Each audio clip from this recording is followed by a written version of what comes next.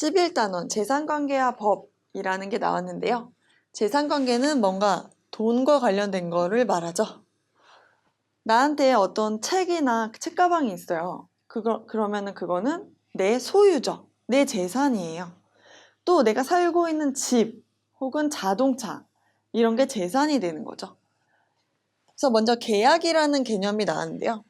계약이라는 걸 설명해 보면 계약은 약속이에요. 약이라는 글자가 있죠.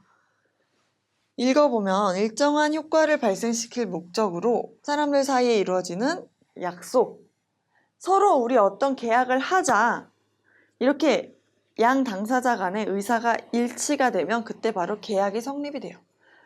예를 들어보면 대표적인 게 바로 매매계약이라는 게 있죠. 사고 파는 거, 또 차용, 돈을 빌리는 거, 집을 빌리는 거 이런 게 바로 계약이 돼요.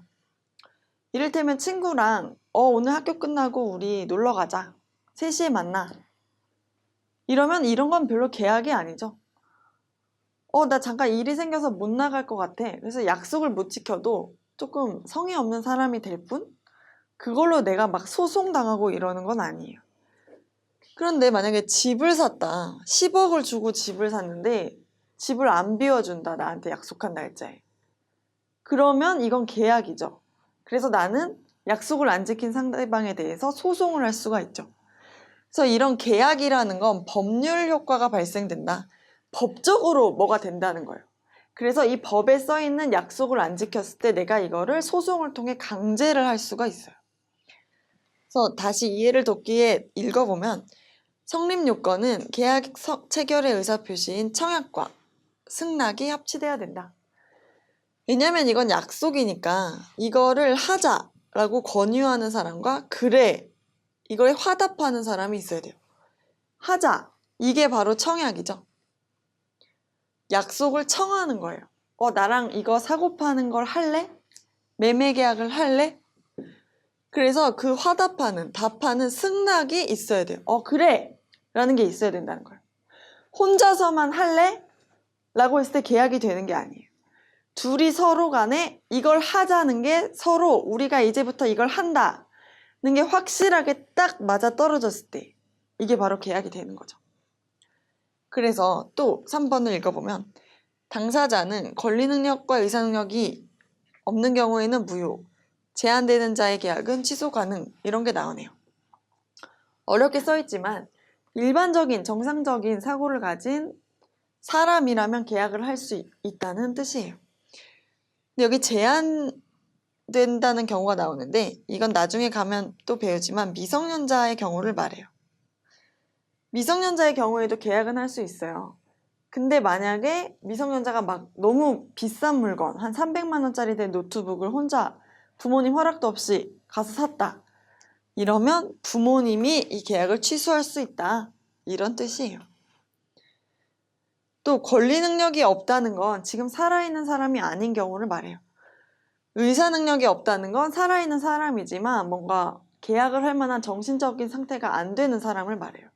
그 사람을 바로 의사 능력이 없다고 해요. 그래서 쭉 또 읽어보면 성립 조건으로는 내용이 확정적이고 실현 가능할 것. 이를테면 당장 너를 내가 어떻게 금성으로 데려다 준다. 목성으로 간다 우리가. 이런 계약은 지금 일반적인 고등학생들 사이에서는 할 수가 없는 거죠. 그런 계약은 할 수가 없다는 거예요. 또 강행법규에 위배되지 않을 것. 법에 어긋나는 이상한 계약은 할 수가 없어요. 네. 예를 들고 싶은데 너무 잔인한 예가 될까봐 못하겠네요. 어쨌든 법에 어긋나는 이상한 계약은 할 수가 없다. 이렇게 아시면 되고 사리에 어긋나거나 반사회적이지 않을 것. 너와 내가 내일부터 도박을 해서 서로 용돈을 나눠 가지도록 한다. 이런 계약은 하면 안 된다는 거예요. 네. 의사표시. 당사자 간 자유로운 의사의 합치와 당사자의 의사가 상대방에게 정확히 전달되고 사기나 강요된 협박에 의한 의사표시가 아니어야 된다. 서로 어떤 거에 누가 시켜서 강요해서 하는 게 아니라 자유롭게 해야 된다는 거죠, 계약은. 그래서 계약의 효력이 발생하는데요. 계약이 만약에 체결이 됐다면, 계약이 성립이 됐다면 양 당사자에게 채권과 채무가 발생하면 구속력이 생긴다라는 거예요. 채권이라는 건 계약을 통해 내한테 주어지는 권리를 말해요. 집을 사고 파는 계약이라고 했을 때 매매 계약이면 이 집을 산 사람, 매수인이라고 하죠. 매수인은 채권과 채무가 생기는데 권리는 이제 집을 받을 권리가 생기죠. 소유권을 받을 권리.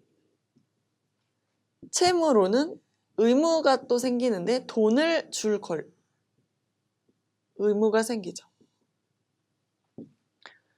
매도인은 판 사람을 말해요. 판 사람은 이게 반대죠. 채권으로는 돈을 받을 권리가 생기죠. 채무로는 집을 줄 권리, 줄 의무죠. 매수인은 집을 받을 권리. 이렇게 계약을 통해서 양 당사자의 채권과 채무는 서로 대립돼요. 이렇게 딱 맞아떨어진다는 뜻이에요. 서로 간에 대해서 의무와 권리가 딱 생겨요. 이 계약을 통해. 그래서 두 번째 개념을 또 보면 채무 불이행이라는 말이 나오죠. 이게 되게 어렵고도 중요한 말인데 채무를 불이행했다는 건 계약상의 의무를 불이행했다는 뜻이죠. 내가 집을 샀으면 돈을 내야 되는데 집만 받고 돈을 안 줬어요. 이걸 뭐라고 한다는 거예요? 바로 이 상황을 채무 불이행 상황이라고 하는 거예요. 계약상의 의무 있는 사람이 자기의 의무를 하지 않은 거, 이행하지 않은 거죠. 그래서 만약에 내가 지나가다가 그냥 아무 나랑 상관없는 사람의 발을 밟아서 뭐 상처를 냈어요. 실수로. 그럼 이게 채무 불이행인가요? 이건 채무 불이행이 아니에요. 그 사람과 나는 아무 계약 관계가 없어요. 그런데 내가 집을 사기로 해놓고 집만 받고 돈을 안 줬다거나 돈을 빌려놓고 돈을 정해진 날짜, 약속한 날짜에 안 갚았다거나 하면 그게 바로 채무 불이행이 되는 거예요. 계약상의 의무를 불이행한 거. 그래서 이 개념은 시험 문제에 계속 나오기 때문에 잘 알아두셔야 돼요. 갑이 을한테 채무를 불이행한 게 맞냐? 그러면 뭘 봐야 돼요? 갑과 을이 서로 계약 관계가 있는지를 봐야 되는 거죠. 서로 계약을 한 사람이냐? 그 양 당사자 간에 어떤 계약을 한 사람이 아니라면 채무 불이행이 됐다고 말하기 어려운 거죠. 네, 문제를 풀면 이제 무슨 개념인지 더 이해가 잘 되실 거예요. 그 다음으로 살펴본 건은 이제 무효와 취소라는 개념인데요. 무효는 처음부터 무효인 거를 말하고요. 한 번도 효과가 발생한 적이 없어요. 취소는 처음에는 효과가 발생을 했는데 중간에 가다가 우리 이 상태, 이 지점부터 우리 이때부터 그냥 계약 없애자. 중간에 취소를 하는 거예요.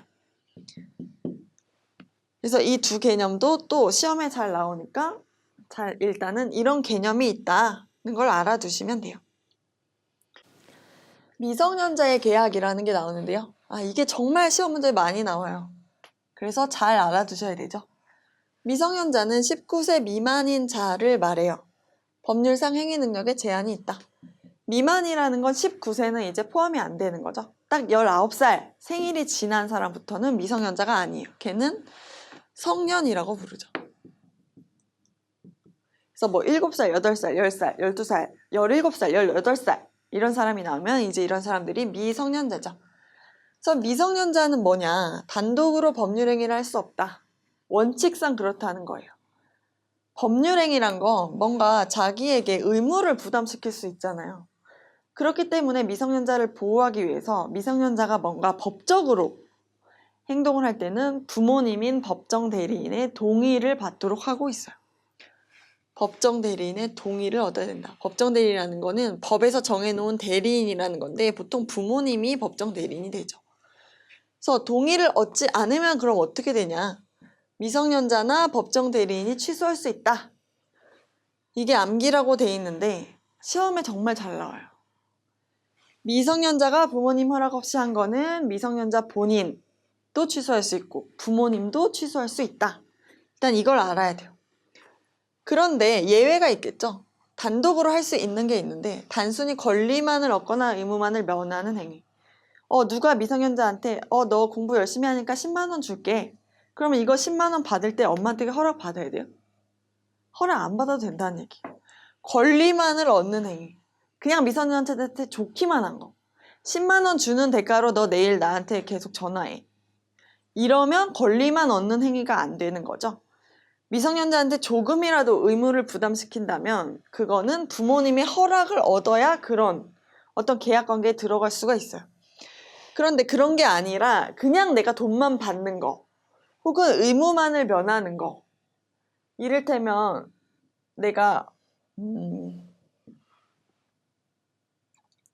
미성년자가 어떤 해야 될 일이 있었는데 그냥 그거 이제부터 안 해도 돼. 안 해도 돼. 의무를 면한 거죠. 그때에도 부모님의 허락이 없어도 된다는 뜻이에요.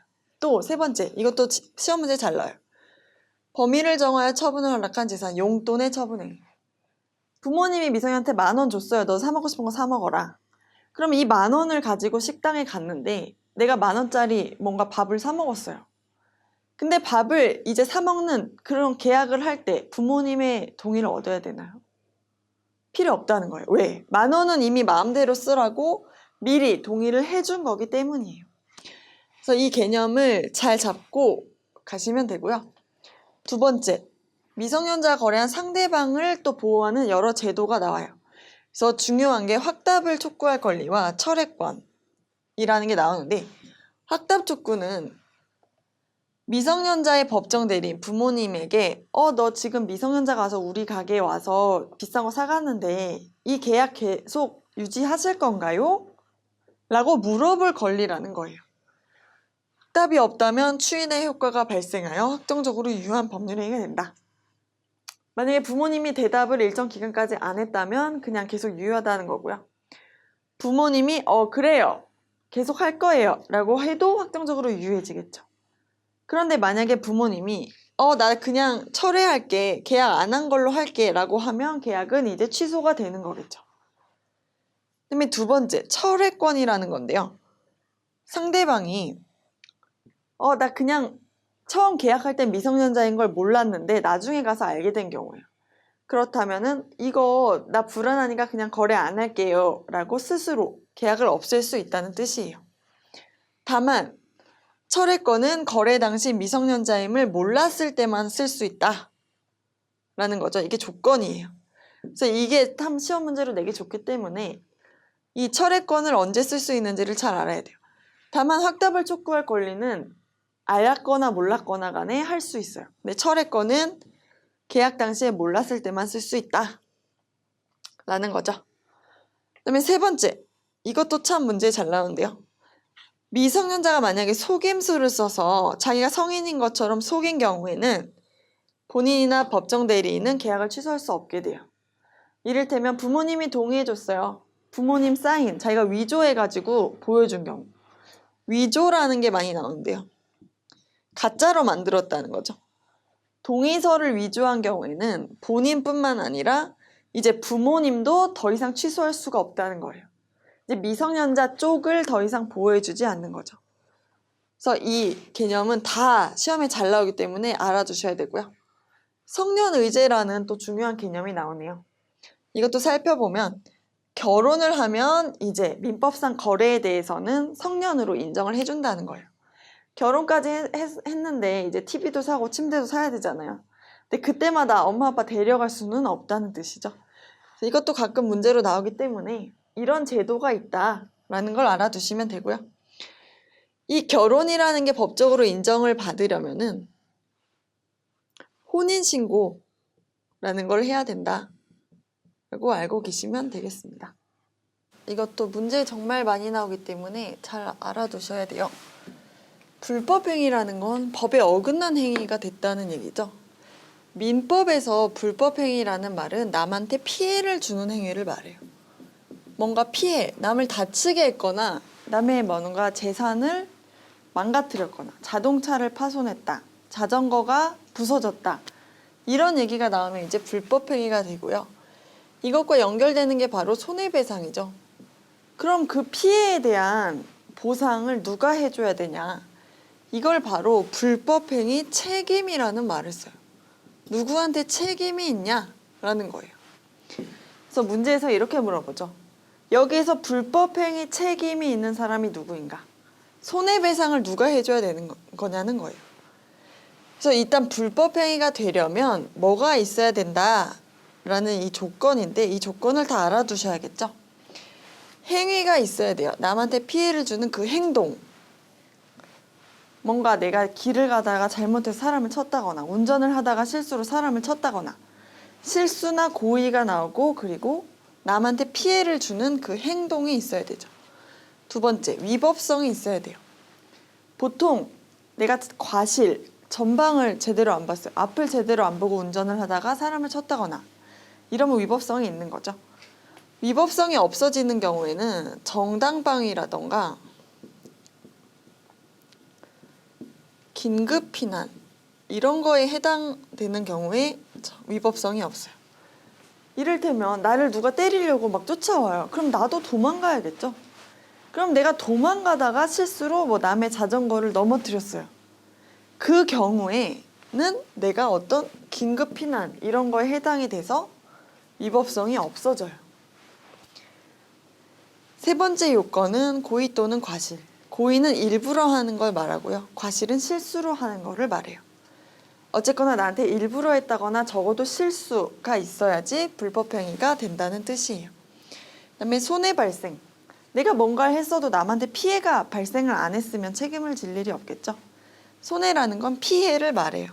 피해자에게 일정한 손해가 발생할 것. 그리고 인과관계, 이것도 중요하죠. 인과관계란 건 원인과 결과관계라는 건데요. 내 행동과 피해자의 손해 발생 사이에 연결고리가 있어야 된다는 뜻이에요. 내 행동이 원인이 돼서 피해자에게 손해가 발생하는 결과가 발생했다. 이게 바로 인과관계예요. 내가 뭘 했는데 그게 피해자의 손해와 아무 관계가 없다면 그럼 내가 책임져 줘야 될 일은 없겠죠. 다섯 번째, 책임 능력. 가해자에게 일정한 책임 능력이 있어야 된다. 보통은 한 12살이나 13살 이상이면 책임 능력이 있다고 해요. 그래서 문제에서 잘 나오는 게 뭐 5살이었다, 6살이었다, 8살이었다. 이러면 얘는 책임 능력이 없기 때문에 남한테 피해를 줬더라도 불법행위가 성립을 안 하겠죠. 걔네를 바로 책임 무능력자라고 해요.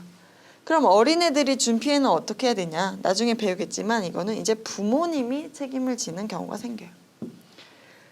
그래서 손해배상 책임이라는 건 재산적 손해, 정신적 손해 모두 금전배상을 해야 된다. 돈으로 물어주는 걸 원칙으로 한다는 거를 말해요. 그리고 위자료는 정신적 손해에 대한 피해 보상을 또 위자료라는 말을 써요. 그러면 이제 특수 불법행위로 한번 넘어가 볼게요. 지금까지 하는 건 바로 일반 불법행위였어요. 그래서 일반과 특수를 구별하는 문제도 잘 나오기 때문에 특수 불법행위에 대해서 이제 잘 알아둬야겠죠. 보통 남한테 피해를 주는 건 일반 불법행위라고 하는데 여기에 나오는 이 5가지는 특수한 경우라고 해서 특수책임이라는 말을 써요. 그래서 이게 문제에서 구별을 할 수 있는 거를 물어보기 때문에 어떤 게 특수한 경우에 해당하는지를 알아놔야 돼요. 제일 처음에 나오는 건 책임 무능력자가 나오네요. 5살짜리, 8살짜리. 무능력자의 불법행위로 인해 누가 피해를 봤다면 감독자가 책임을 진다. 보통 부모님이 되겠죠. 근데 이 감독자도 게을리하지 않았음을 증명하면 면책될 수 있다. 이것도 문제 잘 나오기 때문에 알아두시면 좋아요. 부모님이 정말 주의 깊게 잘 봤는데도 어쩔 수 없이 사고가 났다면 부모님이 책임을 안 져요. 근데 부모님이 뭔가 한눈을 팔았어요. 딴 데 보고 있었어요. 누구랑 얘기를 하고 있었어요. 그러면 그때 아이가 뭔가 잘못했으면 누가 책임을 진다는 얘기예요? 부모님이 책임을 진다는 얘기예요. 그럼 이거 구별돼야 될 게 그럼 17살짜리가 뭔가 잘못하면 어떻게 되냐? 그러면 무능력자의 책임을 부모님이 안 지겠죠. 그때는 부모님이 일반 불법행위 책임을 져요. 또 17살짜리도 자기 스스로 일반 불법행위 책임을 지겠죠. 이게 무능력자의 경우와 차이가 발생한다. 이거를 알아두시면 좋아요. 두 번째, 사용자의 배상 책임. 이것도 문제 정말 잘 나와요. 타인을 사용했다. 직원으로 고용을 했다는 뜻이죠. 그러면 그 피용자, 직원이 뭔가 일을 하다가 남에게 피해를 준 경우에는 누가 물어줘야 된다는 거예요. 직원도 물어줘야 되지만 직원의 경우는 일반 불법행위 책임을 지지만 사용자, 그 사장이 물어줘야 된다는 뜻이에요. 하지만 이때도 면책 조건이 있죠. 자기가 일을 시킬 때 자기가 주의를 다했음을 입증하면 면제될 수 있다. 사장은 빠져나갈 구멍이 있다는 뜻이에요. 3번, 공작물의 점유자와 소유자 책임. 어떤 건물 같은 거를 지금 관리하거나 가지고 있는 사람의 책임이라는 뜻이에요. 공작물, 건물이 뭔가 잘못됐어요. 벽이 무너졌어요. 뭐 간판이 떨어졌어요. 이 경우에 어떻게 되냐? 1차적으로는 점유자가 배상 책임이 있는데 점유자는 1차 책임을 지지만 자기가 필요한 주의를 당한 경우에는 면책돼요. 점유자는 빠져나갈 구멍이 또 있어요. 그럼 여기까지 다 봤을 때 누구나 다 아무리 타인에게 손해를 줘도 빠져나갈 구멍은 다 있죠. 내가 잘못하지 않았다는 걸 입증을 하면 책임을 안 지는 거잖아요. 그런데 여기서 이제 가장 특이한 경우가 나와요. 건물의 소유자는 무과실 책임이라는 게 생겨요. 점유자가 자기가 건물을 지금 관리하고 있는 그 사람을 말하죠. 관리하는 사람이 뭔가 잘못 안 했다면 그 건물의 소유자는 무조건 책임이란 뜻이에요. 이건 무조건. 과실이 없어도 책임을 진다. 이게 바로 무과실 책임이 나오는 특수불법행위에서 유일한 예예요. 그래서 이게 시험에 잘 나온다는 게 예상이 되죠. 그 다음 동물의 점유자 책임. 동물을 현재 내가 데리고 산책시키는 바로 그 사람을 점유자라고 해요. 동물의 점유자는 동물이 타인에게 가한 손해를 배상할 책임이 있다. 내 개가 만약에 산책하다가 누굴 물었어요. 그러면은 그 치료비를 줘야 된다는 거죠. 누가? 산책시킨 그 사람이. 그런데 여기도 빠져나갈 구멍은 있어요. 보호와 관리에 상당한 주의를 다하였다. 목줄도 하고 있었고 입마개도 하고 있었는데 뭔가 내가 컨트롤할 수 없는 사유로 인해서 남한테 피해를 발생한 경우에는 이제 피해 보상을 안 해줘도 된다는 얘기예요. 면제되는 경우가 있다. 그다음에 마지막 공동 불법행위 책임이라는 게 또 나오는데요. 여러 사람이 공동으로 한 경우죠. 이를테면 혼자 때린 게 아니라 둘이서 같이 때렸다. 이런 걸 바로 공동 불법행위 책임이라고 해요. 이때는 연대하여 손해를 배상한다라는 말이 나오는데요.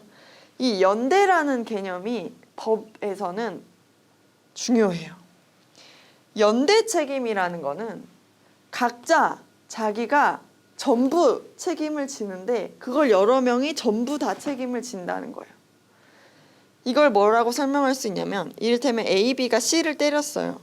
그래서 C한테 치료비가 1,000만 원이 나왔어요. 그럼 어떻게 물어줘야 되냐? 500씩 물어주면 되냐?